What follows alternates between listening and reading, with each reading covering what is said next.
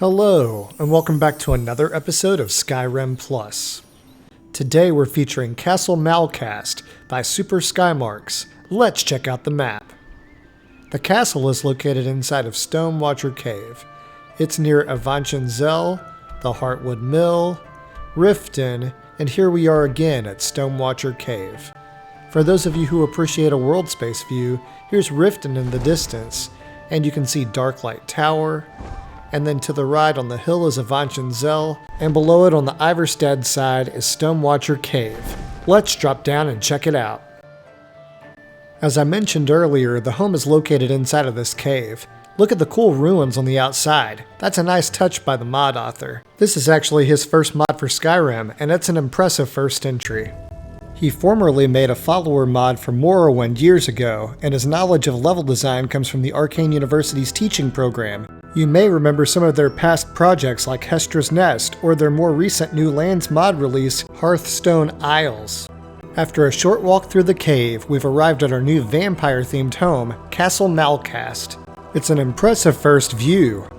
It's named after Clan Malkavian from Vampires: The Masquerade Bloodlines. As we walk through the property, I think you'll be impressed with the lighting and design, which he drew inspiration from Castle Volkihar and Dim Hollow Crypt from the Dawnguard DLC. It was important to him that the castle appeared to be the construction of another clan of vampires within Skyrim, similar to Clan Volkihar but not as powerful, at least not anymore. And check out the view of this cave from your balcony. It looks fantastic. And look at those light beams. And now we're ready to enter the foyer area. This lever by the door controls a gate that we just entered. And then this mod author's a fan of symmetry, with a gargoyle and a sealed coffin on either side of the room. They mirror each other. Now that we've seen the foyer area, let's check out the inside. And when we enter the home, we have a hanging brazier and some magical flames. This room is symmetrical too, with each side having a large gargoyle and a bench on either side of the door.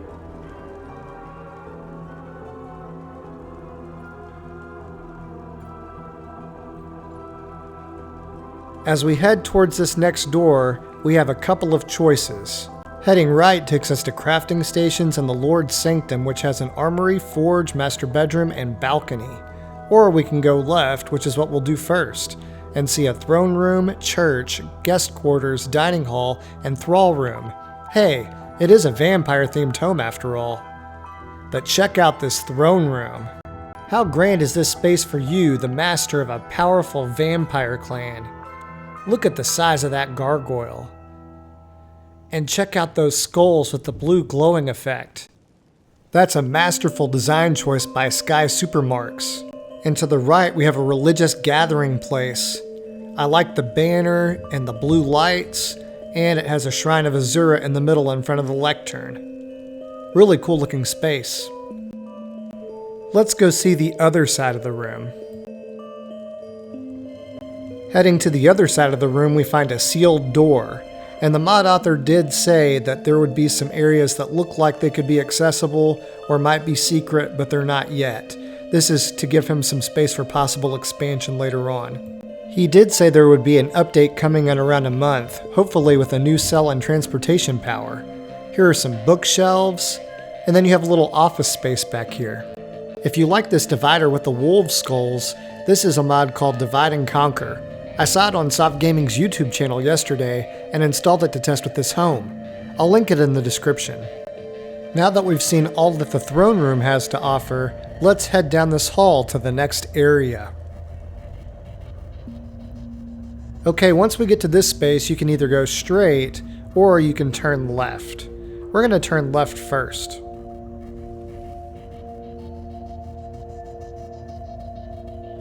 Ooh, look at that gargoyle on the candle lighting, very cool.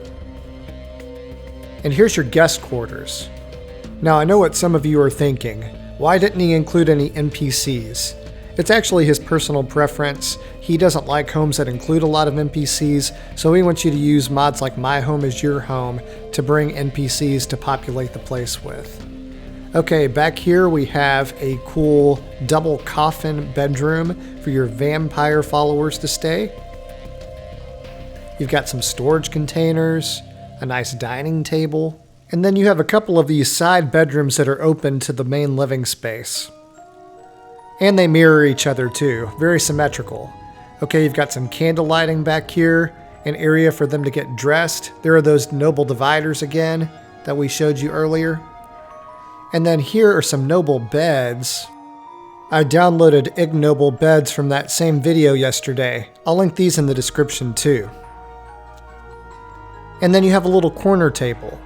I would show you the other bedroom across from us, but it's the same as what we just saw, and we have a lot left to see, so to save us some time, I'm teleporting us back to that stairway, and this time we're going to go straight up the stairs.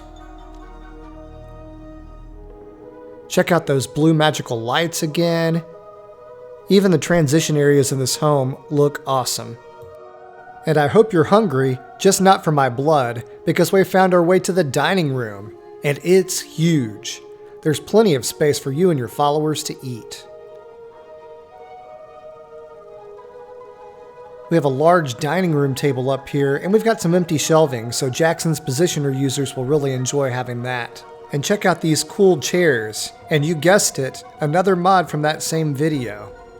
I'll link this in the description. As we head down the stairs, we'll pass our expensive collection of vases to go see the other side of the room. It looks like we have the largest sweet roll of all time on our table, and then right beyond that we have a cooking pot for your cooking needs. Okay, let's see where this next hallway leads. Sorry for that tight turn. Okay, as we turn this corner, we find our next room of interest, the Thrall Room. Don't act surprised, you knew it was a vampire-themed home.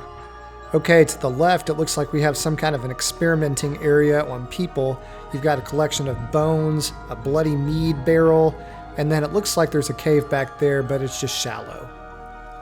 And then you have a doorway with a door detached. It doesn't go anywhere. It's filled in with rocks.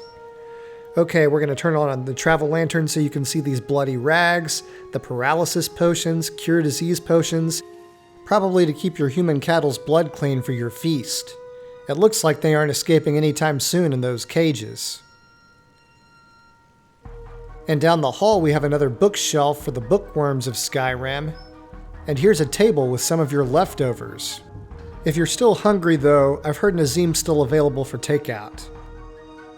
Instead of backtracking, I've decided to teleport us back to the foyer room where we first entered the home.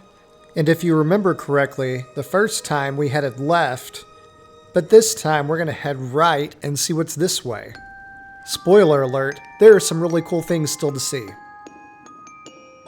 And as we enter this next room, we have a Draugr display on the right, and some more bookshelves and candle lighting to the left. And if you're wondering where we are, we're right above the throne room. And our next space has some crafting potential. Ooh, I like those blue flames. To the right, we have some unenchanted staves on that cabinet, although I haven't seen a staff enchanter. There's a chest, a weapons plaque, you've got an arcane enchanter. And then over here to the right, you have some blood potions and some alchemical ingredients, as well as your alchemy lab and another chest. There's another bookshelf, more cabinet potential for Jackson's Positioner users, and then there's the throne room again, just to give you some perspective. Let's take this hallway and see what's next. Ooh, that got a little dark. Let's turn on the travel lantern. Ah, that's better. Okay, this is the space that's above the dining room that we saw earlier. So there's your dining room below, where the nice tables were. And you've got some smaller additional tables up here. It looks like you've got some places to store your mead. Ooh, I really like this bridge. In real life, I'd like to own a house one day that has a catwalk. That's a personal life goal. Okay, we had a gargoyle that we just passed. Some more dining options. Look at that gargoyle with the candle lighting.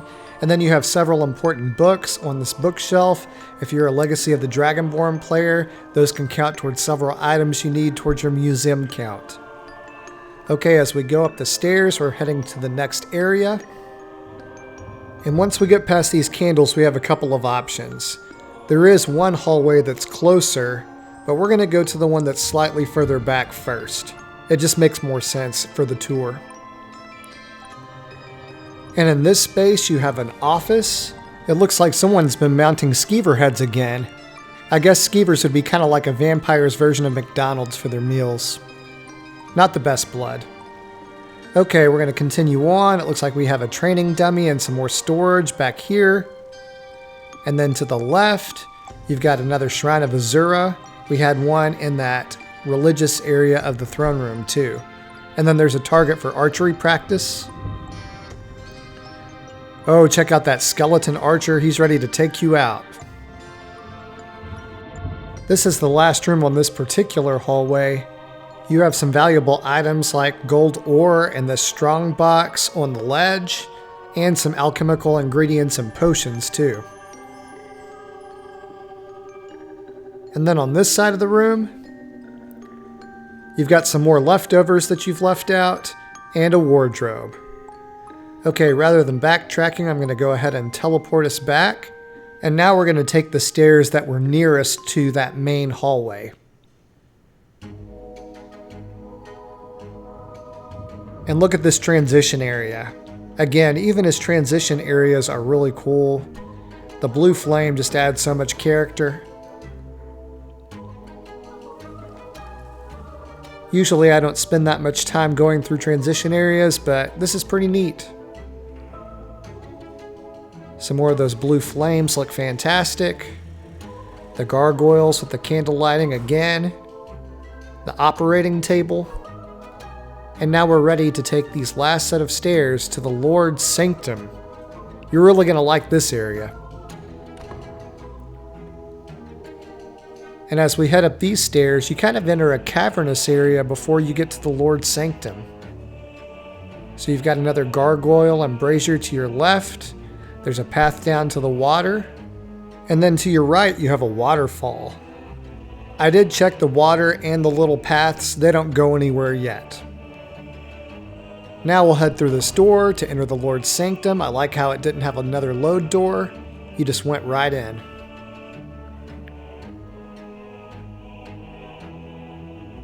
And as we go up these stairs, we're going to enter an armory. Your armory is split into 4 quadrants. And within those 4 quadrants, you have 18 large cases, 8 dagger cases, 8 mannequins, and 35 weapons racks. So you have plenty of space to store your armor and weapons. And just like the other wings of the house, you have a couple of doorways you can take. To the right is one doorway, and to the left is the other. We're going to head left first towards the master bedroom. Now, right up those stairs does take you to the master bedroom, but there's also an unused space here to the left. Sorry for that darkness. And this is gated off, and there's no way to get in. I think this is one of those unutilized spaces the mod author was referring to in the description. I wonder if this is the new cell he'll develop for the update. Anyway, I'm transporting us back to the stairs that take us to the master bedroom. And check out all of this space. This is how a true master lives. Notice as we go down the stairs, you have 6 fertile soils to the right. There are some more of those magical flames. And then as we go up the stairs to the right, we have a crafting area. You've got another arcane enchanter, some storage. And then to the left, you have an alchemy lab and even more storage. Next to that is your bedroom area. Looks like you have some bookshelves to the right. Some pretty death bells. Some display cases and a weapons rack. And then you have a safe in the corner, a chest in front of your bed, and there's one of those fancy beds again. There's your wardrobe. You have a coffin option since you are in a vampire-themed home. And then you've got another office. There's those cool-looking dividers again. And then as we head down the stairs, straight ahead, you have a cooking area. And we already had one cooking pot, so this is our second cooking pot in the home, and you have a Hearthfire oven now too. And then to the right, you have a dining area. Look at those cool windows to the outside. This door is usually closed, but I wanted to open it up for the presentation. And this leads us to a cavernous courtyard. You can go in the cave and explore. It kind of goes in a loop. It starts over here by this fire, and it goes all the way around, and there are some mushrooms on the path if you want to collect that for alchemy. And then underneath your window, you have 6 fertile soils. And underneath this other window, you have 6 more fertile soils. So altogether in this bedroom area, you have 18 fertile soils. And again, rather than backtracking, I'm just going to teleport us back to the Armory. Instead of left, we're going to head right. And then when we go down these stairs, we're going to take another right. And that leads us to our smithing area. You can see the anvil straight ahead. You have your forge to the right. You also have some storage. There's a tanning rack, several weapons racks, and then there's a grindstone. Straight ahead, you can see a smelter. Around this pillar, you have a mannequin for additional armor storage if that armory wasn't enough. You have some weapons plaques, and then there's your workbench for improving armor. Okay, as we head back up the stairs, we're going to take a right this time. And we only have one area of the house left to check out. And it's right outside of this door. And here it is, a balcony overlooking the rift. You have a nice outdoor dining area for days that it's not too sunny. Here's a sitting area with a chair facing the view. And check out this tall potted tree. That looks beautiful. And then look at your view of the rift. How beautiful is that? There's the Rift Watchtower in the distance. And in case you were wondering what this looks like from the world space, you can see it on the side of the mountain. You have more gargoyles to round out the theme. There's some ivy gently swaying, and look how good that tree looks. Now that we've seen all of the areas and features of the home, it's time for final thoughts. Castle Malkast is a vampire-themed home in the Rift. It offered all expected cooking and crafting stations, 2 sets of alchemy labs and arcane enchanters, and included a full smithing suite with an anvil, tanning rack, grindstone, workbench, and smelter. Don't forget that you have 18 fertile soils you can use, and you have a huge throne room, with some awesome decoration from the mod author. A church with a shrine of Azura, a large dining room for entertaining, an armory for weapon and armor storage, a wing for several of your followers, a Thrall Room, a huge master bedroom, with its own crafting wing, and a cavernous courtyard. And don't forget about that deck with the amazing views of the rift. I can't wait to see what the update will bring us in a month, and I wonder if the trapdoor or gargoyle space will be expanded. I sure enjoyed viewing this home, and I hope you did too. Heck, even the transition areas were fun to explore. Congrats, SkySuperMarks, on a successful first mod launch.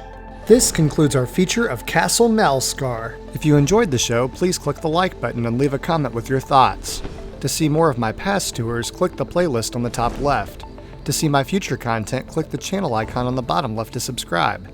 And to never miss an episode, click the bell icon to receive notifications of when I post. As always, thanks for watching. I'll catch you on the next episode.